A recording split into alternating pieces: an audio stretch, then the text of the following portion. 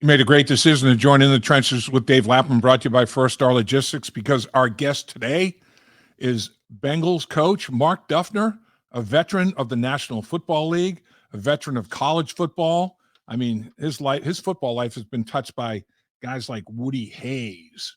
Are you kidding me? Marv Levy, Bobby Ross.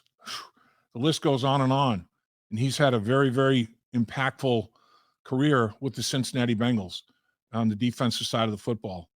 At Holy Cross, all he did was go 60 wins, 5 losses, and a tie in the 5-year period as head coach at Holy Cross. Mark Duffner has seen the good and the bad here with the Cincinnati Bengals in his time period, and it's as good as it's ever been right now. And he knows that, and he talks about some of the reasons why. Mark Duffner is a football encyclopedia. You're going to have some fun.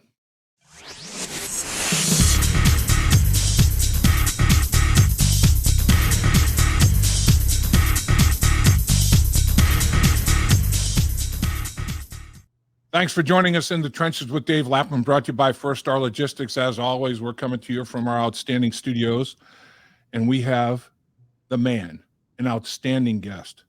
This guy is not only a great football coach, but one of the finest human beings I've ever met in my life. And he is Bengals coach Mark Duffner, who the players adore. They love Duff. Every single player in that locker room is all about Mark Duffner. Coach, how you doing, sir? I'm doing great, Dave. It's a pleasure to be with you. So let's talk about that role first and foremost. And it's an important role.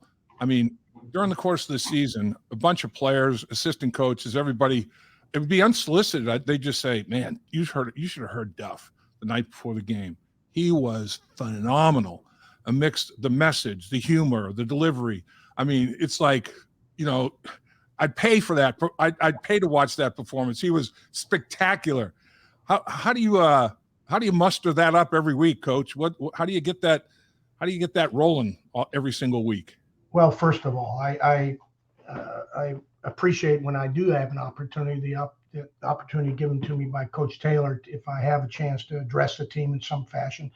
And I think that, I just try to, this is a great bunch of guys and a great team and a great bunch of coaches, and anything I can do to try to help them or to assist them or to push them, I'm going to do. And so I've learned a lot from a lot of people. I'm still learning. And so I try to impart any of that I can that I think will fit the current climate or situation and make it work. So it's, again, I'm thankful for the opportunities, and if anything helps, amen. You make a great point about everybody that's touched your life in terms of football, all the way back to high school. Bob Hartage, a powerhouse that you were on, Annandale, I should say, high school. Then William and Mary. Marv Levy's your head coach. Bobby Ross recruits you. I mean, these guys are really, really outstanding football coaches. You're a graduate assistant with Woody Hayes at Ohio State, for crying out loud. I mean, that's an unbelievable group of men that kind of molded the young Mark Duffner as a player, and then eventually as a coach. No, you kidding me? I mean, to have a chance to play at my high school for Coach Hartage, and then to be recruited by a number of schools, but have the chance to go to William and Mary and be around coaches like Coach Holtz, also Lou Holtz, and others. And then the greatest thing in terms of getting a chance to start in coaching is to be with Coach Hayes, Woody Hayes, and his staff at Ohio State. I mean, I still have to pinch myself and say, hey, did that really happen? I mean, and so, I mean, very, very fortunate. And I get a chance to go. I'm coaching at UC. I'm 23 years old. I'm a defensive coordinator there. If I'm not at Ohio State with Coach Hayes, that doesn't happen. And I learned a lot in that time as a young coach. So then I get a chance to come to Cincinnati after I'm fired at Maryland, and I'm coaching here in the NFL, and have been doing it luckily for the last 26 years. So the good Lord has blessed me, and so I've been very, very fortunate. Coach, your stay at Holy Cross is legendary. I mean, it's one of the greatest runs ever in the history of the sport. 60 wins, 5 losses, and a tie. You won over 90% of your games in a 6-game stretch. The the record that has got the most blemishes on it is a 9-2 season. 9-2 one year, 9-1-1, 10-1 or undefeated. Otherwise, unbelievable run. How did you get that put together? Well, there's the good Lord, it's a Jesuit school, number one. So we had a lot of priest praying, and we saw Mount St. James, it's elevated towards the heavens. So I had a little bit of that help. But I was lucky enough to assemble a great coaching staff, many of which went on to be college head coaches or coach in the NFL or become a head coach in the NFL. So many guys that contributed to that. It was clearly a we mentality, but we had a great assistance from the president of the school, Father Brooks, the athletic director, Ron Perry, and then just our coaching staff. And then the players we got, they helped us recruit great players. So you win with people, and we won with people. I bet when you have reunions with that football team and the players and the coaching staff, I bet you guys, it's almost like, you pick right up where you left off. It's like you just saw each other yesterday. The bonds that were formed, putting together an incredible 6 seasons like that has to be extraordinary. And those bonds never break, do they? No, you hit it dead on. I mean, and if we didn't have that kind of a football family, and we wouldn't have had those kind of successes. But those successes exist today. These guys were not only champions in their collegiate careers, but I'm connected with almost all of them, and they're all champions today in what they're doing as husbands, as business people, and just they're doing a tremendous job. So I mean, it's a tribute to the foundation that was established with that group, and they carried on today. Segue into this football team. Is that the character, the fiber you're talking about with respect to that run you had at Holy Cross with players and coaches? That it seems like that has been what you guys have built here in Cincinnati. I mean, we talked about it a lot during the course of the season. This football team is special in the way that they interact with each other, and how they not only respect each other, they like each other. And that's a powerful dynamic. And they respect each other's talents, but they like each other as people and human beings. That stuff goes a long way, doesn't it? Oh my gosh, Dave! That is the secret sauce. If you want to say that, it's these guys love each other, and I will share with you that in all my years in the NFL, I know that was a formula in college football. That if you've got a team that cares about each other and the coach, they know the coaches care, and there's just genuine appreciation for one another, you got a fighting chance. Add that with talent, and you're going to be pretty good. In my 26 years in the NFL, the last 2 seasons, last year and this current season we just finished, I've never been with a team in the NFL that had that kind of genuine care, appreciation, and love for one another. And I mean, they are here as long as we have the lights on. I mean, whether they're hanging around eating together or talking about things, or maybe they're playing ping pong or something, they genuinely want to be with each other. They spend the time, they prepare. And that coupled with talent, and again, I think it starts with Mr. Brown and Duke Tobin and his staff, Coach Taylor, everybody's been involved in the selection process of the people, not just the athlete, the people. And when you've got good people that incidentally happen to be pretty good athletes, you've got a chance. And that is clearly what I've learned. Boy, that's an ingredient, and you can do it in pro football. Unfortunately, the game didn't end up the way everybody had hoped and going on to the Super Bowl, but you're in the AFC Championship game. And, I remember it as a player. When you lose in the playoffs, it's like falling off a cliff. I mean, all of a sudden it's over, and it's over so quickly. And it's like, what the heck happened? And then, you go right to the exit interviews like you were talking about and telling players what you liked about them, what they need to work on, and all of that kind of thing. But the culture, the guys that are their contracts are up every year, it's going to have a different look, a different makeup. We know that in professional football. But the players, every one of them, when we were talking to them in the locker room on Monday after the game, it's like, oh, yeah, money's important, but I'm telling you, man, we want to win. And this place has a winning culture. It has a top 5 quarterback. It has this. I want to be back here. There wasn't one guy that was grousing about, it was like, I want to be back here. The enthusiasm and everything was pretty apparent in a a hard day, honestly, a very hard day for a lot of people. That speaks volumes too, doesn't it? Absolutely. And again, that's kudos to everybody involved, starting with the leader, Zach Taylor. I mean, there's no that doesn't happen. You can feel when it's real and when it's phony, and there's no Right. phoniness in any part of this. And yeah, you're right. I mean, Monday, an abrupt change is the worst day of the season every year, and especially in years like this past one and the one a year ago, when there's so much good that's going on, so much love and so much success and just energy, and to have it have it just stop is tough. But what it clearly has done, and I prefer to turn it into a positive, we've gotten a good taste of what that's all about, and we want more of it. And so we want to be able to, I feel good about what I think our attitude is going to be moving forward, what I know it's going to be, not think what it's going to be, the hunger and the drive to take that another step. And so in a way, I'm kind of, I don't want to say I'm happy, but I'm not upset that we're in the situation we are in right now. It just whets the appetite and the focus for more. And this is the only time you can really be greedy, collectively greedy. We want more. I'm not talking selfishly, individually. I'm talking about collectively. We want more of this, and we're going to do what it takes to get it. The guy that I felt the most sad for was Joseph Asai, because here's a guy that you know more than anybody. You coach the kid every day, and we've talked a few times about the character of this kid. What a great kid! What an intelligent kid! What a football player! He's having a really good football game.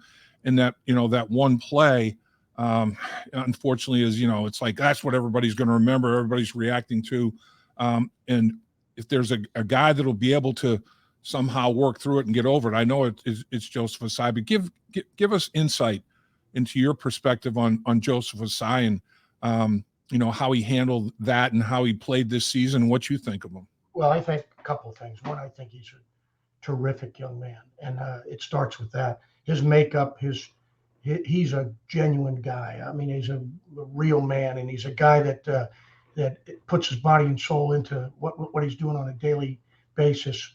In addition to being a pretty good athlete, right? And here's what I would say: a couple of things. Number one, this season he got better and better. And by the way, this was his first real season. Right. He couldn't play as a rookie because of the injury he sustained in the first preseason game last year against Tampa Bay. Yep. He couldn't do much in the offseason because he had operations to fix those things. So he really wasn't able to play football or work out and do things until actually the very end of training camp. So this was his rookie year. And even this year, as he went on, he still had some injury restrictions, if you will. He played this season with a wrist that was still bothering him and also a shoulder. And so but he got better every week. You could see it in the meetings, you could see it in practice, you could see it in the game. The increase in confidence, the increase in production in his play. And so he is an ascending young man, number one. Number two, he puts his heart into it. He's going to give you everything he's got from the bottom of his feet to the top of his head. And, you could see that when he felt the weight of the world on that play, which to my eye still is a questionable call. It was tremendous effort on his part, yep, of which he was giving all game long. He's trying to win this game. So I got that part of it's a known for him. He's an effort-filled young man. But his response speaks volumes on his care for this team and his teammates. He didn't want to let anyone down. And so I take that as are you kidding? What a phenomenal kid. The weight that he felt and the anguish that he felt based on his perception of what went down is tremendous. That's the guy you want. And you don't want a guy that would kind of just blow it off or ho-hum. I mean, and so I love him deeply for all before and all since. And so we're blessed to have him, and he's going to be a young man that's, I think, going to be a very consistent contributor here, both as a person and player. And then the ripple effect a little bit of that,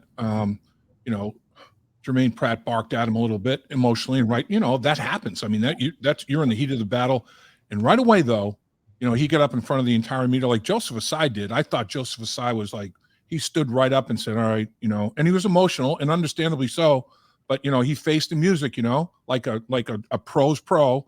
He was phenomenal, I thought. And then Pratt he apologized to Asai, and then he basically told the media, my bad. I've apologized to him. I know that was caught on a video, and to hear and see him respond the way he responded, to see BJ Hill right next to him in the locker room after the during his presser saying, I know what this is like. I missed a sack that if I didn't miss, it could have had a difference in a football game. I know what this kid's feeling. He was right next to him like his bodyguard, and I'm thinking, man, this is a special football team. And you could see it even in the most, the darkest adversity, guys are stepping up and doing things like that.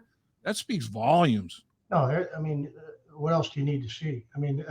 I see it every day, thank God, because I have the privilege to be here, the care that these guys have, and the world saw it. And so that is, that is the true foundation and the true heart of this team that everybody's had a chance to witness, and praise God for it. I mean, it's tremendous. And so that's why this is such a great team and organization to be a part of. And that's why you saw so many players saying, I want to be here. I'm invested in it. I care about it. We all want to be someplace that we hope to be someplace where we feel terrific about it. And these young men feel about it here. And the other good news on that is the ripple effect across the league. It's like players talk to each other, and other players, hey, that's Cincinnati, man. That's a destination. That's one of the places you want to go in the National Football League now, and that hasn't always been the case, but with Joe Burrow and what you guys have going on as a football team and an organization, the Cincinnati Bengals, man, it is like, that's one of the ones you check. Okay, where would I like to go? Oh, Cincinnati, check. That's one of them. There's no two ways about it. Without a doubt. And again, that's a reflection of the people here. Yep. From the personnel people, from the ownership, from the team, from the coaching staff. From the marketing, everybody. This has been a phenomenal. It's an exciting time in Cincinnati. I've never seen more gear out in public in my lifetime than what I see right now. In fact, I'm out wearing it. Some guys are trying to get it off me. So my point is, there's people trying to get gear. You walk around, you see orange everywhere. You see, if I had a nickel for every time somebody gave me a hooday, shoot, I might own the Bahamas by now. So my point to you, it is a thriving, alive situation here in Cincinnati, and where people are hoodaying, as we like to say. You're exactly right, Coach. The entire region and even nationally. This franchise has picked up a lot of national and international fans. There are fans. I know there are fans in England. I've talked to some of those fans, and there are fans all over the world. And it's a remarkable phenomenon. There's no two ways about it. We've heard people going, "Hello, who day?" They'll yell out. There's no question. They're all over the place. And I'll share this with you that again.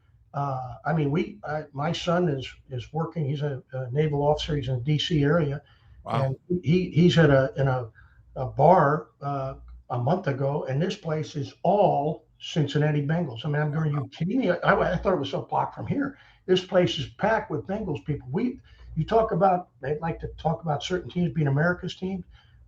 This team is clearly in the focus and the target of being America's team, and amen to that, because I think people see the quality of the people, the players, what this organization's all about.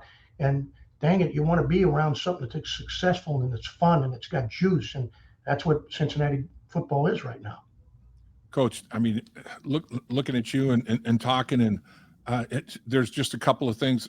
Give me they got to beat us, and give me they're 13-2. Those two things are probably iconic, this season. And you are the integral part of they got to beat us, and they got to play. No, they got to play us. There you go. It's not beat us. We got to play. They got to play us, and then but No, Coach Taylor put together a tremendous, he talks to the team and gives excellent messages. And obviously the playoffs one was before we played Tennessee, and it was perfect as far as that's concerned. And then, Right. we had the challenge to go into play in Buffalo in the playoffs, where they have a tremendous home record of 13-1, and the goal was to become 13-2, and he led them to doing that. So it's the direction is very clear. There is no gray in where we want, who we want to be, where we want to go, and how we're going to get there. It's all there. So talk about the defensive football team, the year this defense had. I mean, 7 straight quarters it was record without allowing a touchdown. I mean, there's just so many things. Five straight quarters with a takeaway going into the end of the season, the playoffs. When you had to have plays, this defensive football team stepped up and made plays. Takeaways at the most vital times at the end of the game. New England's in the low red zone. You force the fumble. It goes on and on. Kelsey in the regular season, Pratt yanks that ball out of there at the end after a big play by Kelsey. Those are just a couple of good, and of course Sam Hubbard. I mean, the iconic 98-yard fumble return for a touchdown that Pratt and Logan Wilson forced the fumble, and away goes Sam. What is it about this football team? What is it about the never say die, never give up on it, never quit? I mean, this team has it in spades defensively, doesn't it? Without a doubt. And again, once again, that's a tribute to starts with the coaches and the players. The plan is worked hard on in terms of the game plan on a weekly basis, led by Coach Anarumo and the rest of the staff. And then the players work like crazy in practice and in meetings to learn the plan, to rep the plan, and then they go out into the field with I think a very good dose of confidence to execute the plan. And then I think there's great communication with the coaches and players in terms of adjustments that may have to be made, whether it be a technique or a scheme during the course of the game, halftime, and all the way through.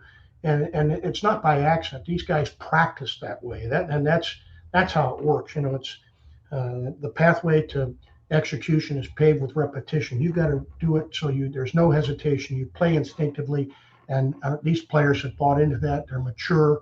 They understand that, and they kind of demand that of one another. And then that's where that care goes in. They're going to find a way to make the play to help their buddy, and they're not going to let their buddy down. So I mean, there's a whole bunch of checks boxes, if you will, on things that are important, the ingredients, the directions, the way that you win. This team has got it, and they're building on that. So that's what's really exciting. It's you have something special when you have meetings with the coaches and the game plans installed and all that. But then when the linebackers are meeting as a group, the defensive backs are meeting as a group, the D-line is, and they're taking it to another level, and making sure individually and collectively as a position group, they have it down, and they're going through, okay, if they come out in this formation and they motion to this, what are we doing? And what do we got going? That's when you say, wow, this football team's serious about what's going on out there. Well, they are serious. And like I said, it's not by accident. They're willing to put in the preparation time to be able to play at a high level. And that's what you have to do. If you we're in it to win it. We're not in it to just show up. We're in it to win it. And these guys understand the commitment that's necessary, not only in this building, but also at home and studying that type of thing. And you would see it. You know that it's not going on. We know that it is going on by virtue of how they are in meetings, how they are in practice, how they are obviously in games. So it's a great collective effort that's going on right now, one that's very much fun to be a part of.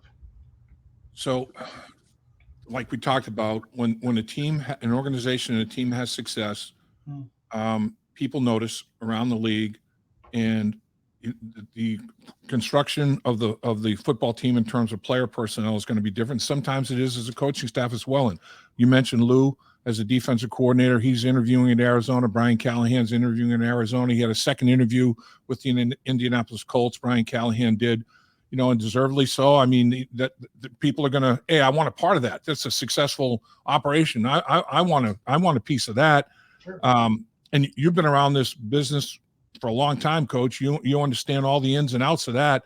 Yep. you have to deal with it. But there's good to that, obviously, and then I guess there's adjustments that have to be made, and it's just part of the process, right? Yeah, it is. It's one that in some respects you do look forward to, because you want people to be able to move forward if they choose to, and to move up in their career and get opportunities. And it's one you also don't look forward to, players and coaches like, because you hate to lose someone based on what their contributions have been. So it's kind of a tough deal, but it is what goes on. I mean, things are constantly moving. We're not stagnant. We're trying to get better. They're trying to get better. Players trying to get better. Coaches trying to get better. So that fortunately and unfortunately, I guess you could say, it's part of the business, and you have to be ready to do it. It's funny because it's like fishing. If you and I were fishing and we're catching a bunch of fish, and there was a couple boats away, shortly they'd come over and try to get in our throw right where we are. Well, that's how these teams are in terms of trying to get the fish. They're trying to get the big fish coach or the big fish player, and we are too. So I mean, it's not like we're sitting there and giving everything away. We're going to try to take and hold on to too. So it's a dynamic time. That's a good thing. I think it's going to continue to open up ways to get better for this team and for the individuals involved. So, Coach, if you had to pick one thing, and maybe that's unfair, but maybe a couple or whatever, what does this defense do best? What is it that jumps out to you about this defensive football team you guys have all put together? I think as much as anything, they play hard, which has got to be probably the first and foremost ingredient. But secondly, they're problem solvers. They're mature enough and smart enough to be able to understand and communicate, so that adjustments can be made if necessary to improve the play, and that's a good thing. They're a group that you can constructively coach, and they don't withdraw. They want more. They're greedy about being good collectively, which I love. They're hungry to do that, and they're mature about that, and that's an important ingredient. And the leadership that this group's got. I mean, in my career, you're always saying, boy, or sometimes you've been in situations where, boy, I wish we had a little bit more leader at this spot, or a little bit more here, a little bit more here in terms of leadership. Well, this team's got it, and it's also, I think, a credit to the staff, and they've kind of nurtured leadership. And leaders aren't born. I believe. I think you develop them, and there's a good growth process of that going on here. And so I think the components of playing hard, of being mature enough to handle it and understand and contribute to adjustments and corrections, and then the leadership to execute are the components. I agree 100,000% with what you're talking about leaders. It's like, why does a position only have to have one leader? Why can't you have two or three in every position? I mean, why leave it all up to one guy, put it on one guy's shoulder? Why can't everybody else step up and do the same things that you're seeing that guy do, make it a contagious thing? And the better teams that I've played on, that's the case. It's like, it's almost like, I don't want to be the only guy that's not a leader. Everybody steps up and tries to add to the equation. That's when you get something cooking. Right. That's when you got something cooking. And this group's got that going right now. And on both sides of the football, I mean, there's great leadership. And I think, again, the selection of the people, not just the athlete, but the person, the total man, if you will, that's been brought in here has been very, very good in all those places. I mean, our quarterback coach, or Joe Burrow, he's got the maturity of a guy that's been in the league for 20 years. Right. And I affectionately call him Butt, because he's so damn tough, but he's a fierce competitor. He's a poised competitor. He's demonstrated as a young player a mode, a style of leadership. Everybody can't be like Joe. Everybody's got to be in their own way, but they've got similar traits and components coupled with their own personality. I mean, and we've got it across the board. I mean, at every spot, you look into the defensive line, you've got DJ Reader's been done an outstanding job as a leader and as a player. Yep. DJ Hill, the same. I mean, those two guys inside, Sam Hubbard, Trey on the outside, the guys at linebacker, Logan and Pratt in their way. They're both different personalities, but they some lead by more of their way, some lead by vocally. In the back end, I mean, my gosh, you've got, whether it's Mike Hilton, whether it's Jesse Bates, whether it's Vaughn Bell. I mean, you look at these guys, they're legitimate pros. I mean, Vaughn Bell's in here at 5 a.m. every day working out. I mean, like nobody. There's many others like that, but I see the old line come in as a group all the time, and whether it's led by Ted Karras, I would say, but there's other guys that are working hard to be in that position too. So I mean, thank God. I mean, it's not like we're forging to find a leader. We've got them here, and we're trying to continue to see their growth. So, Coach, the Senior Bowl coming up. Here we go. I mean, you guys are probably trying to compress 48 hours into 24 hours as you always do, but even now, even more so now with here comes the off season, because the season extended went pretty long, about as long as you can go, other than the Super Bowl participant, obviously. That's and right. Now you get ready for getting up to speed with the college guys and going to the Senior Bowl and getting ready for the combine and the draft and all that good stuff. And here you go again, right?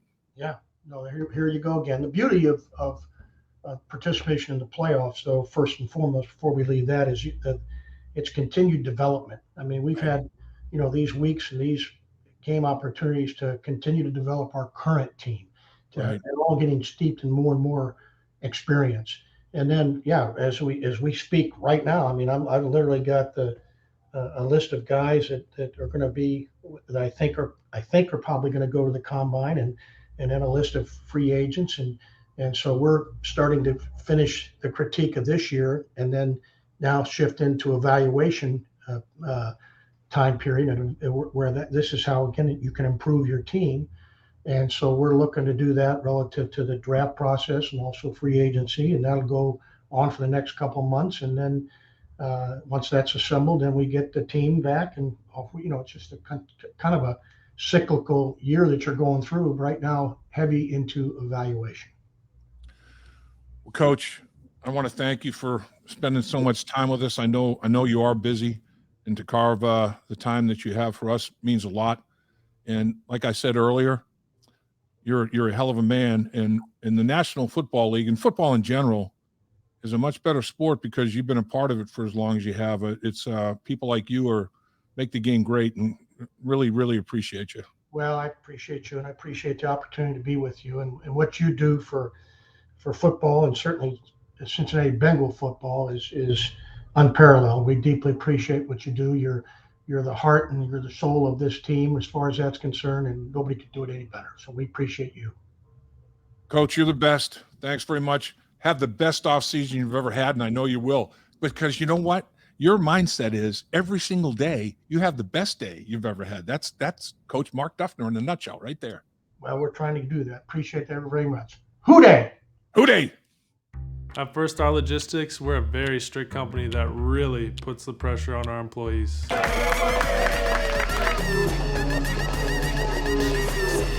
Breaks? What are those? That's what I'm talking about, Icky. Get the body right, then the mind's right. You gotta get that body right. That's right. Yes, sir. Become a star with a chance to earn the highest commission percentages in the industry as a freight broker agent. Check out firststarlogistics.com.